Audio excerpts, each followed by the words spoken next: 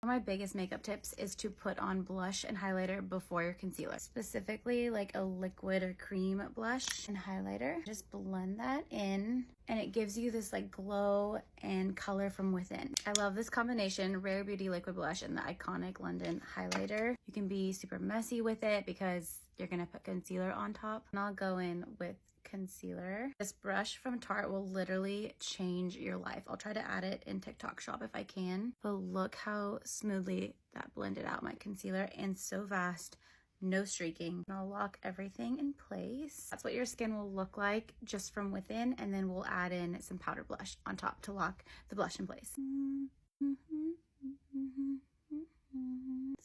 highlighter on top. Spray to melt everything in. This is the final look. I love how the blush and the concealer, everything just blends in seamlessly. I haven't tried doing your makeup in this order. I really think it's crucial to do like liquid blush and liquid highlighter before your concealer and then powder over everything. Okay, bye.